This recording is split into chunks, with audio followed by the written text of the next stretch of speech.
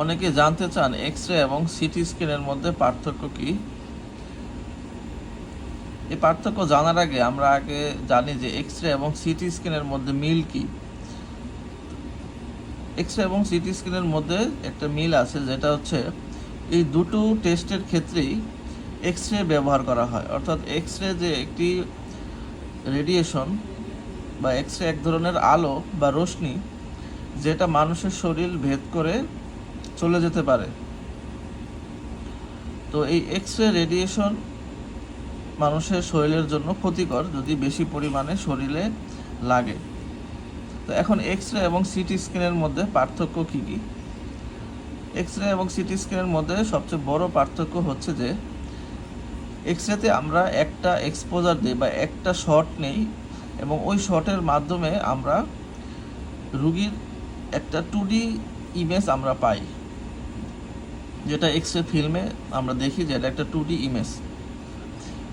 আর city স্ক্যানের বৈশিষ্ট্য হলো যে সিটি স্ক্যান একসাথে, সিটি স্ক্যানের যে টিউবটা রুগীর চারিদিকে ঘুরে ঘুরে অসংখ্য এক্স রে ছবি নেয়, এবং এই এক্স রে ছবিগুলো পরবর্তীতে কম্পিউটারের সাহায্যে একত্র করে আমাদেরকে ক্রস সেকশনাল ছবি দেয় এবং 3D ছবি দেয়।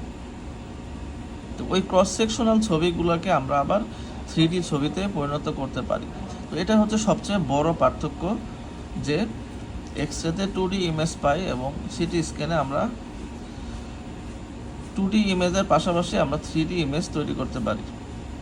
এবং সিটি স্ক্যানের সাহায্যে কিন্তু আমরা আমাদের যে নির্দিষ্ট আমাদের শরীরের যে অংশ, সেই অংশকে আমরা বিভিন্ন অ্যাঙ্গেলে দেখতে পারি। যেমন এখানে এটাকে বলে অ্যাক্সিয়াল স্লাইস, মানে আমরা বিভিন্নভাবে স্লাইস করতে পারি।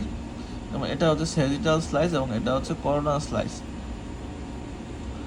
তারপরে আমরা ইচ্ছা করলে এই যে 2D, এগুলো কিন্তু 2D ইমেজ, এই 2D ইমেজগুলোকে কিন্তু আমরা আবার 3Dতে পরিণত করতে পারি। যেমন দেখেন, এটা হচ্ছে আমাদের ব্রেনের একটা 2D ইমেজ এবং এটা একটা ক্রস সেকশন। তো এখন এই ক্রস সেকশনটাকে আমি যদি সফটওয়্যারের সাহায্যে কিন্তু আমি চাইলে 3Dতে পরিণত করতে পারি। এই দেখতে পাচ্ছেন যে 3D হয়ে গেছে। আমি একটা মাথার এই সিটি স্ক্যান থেকে আমি মাথার খুলি এখন 3D করে ফেলছি। তো এটা সিটি স্ক্যানের একটা অন্যতম বৈশিষ্ট্য। এক্স রে এবং সিটি স্ক্যানের মধ্যে আরও যে ছোটোখাটো পার্থক্য আছে, যেটা হচ্ছে এক্স রেতে কম রেডিয়েশন লাগে এবং সিটি স্ক্যানে বেশি রেডিয়েশন লাগে।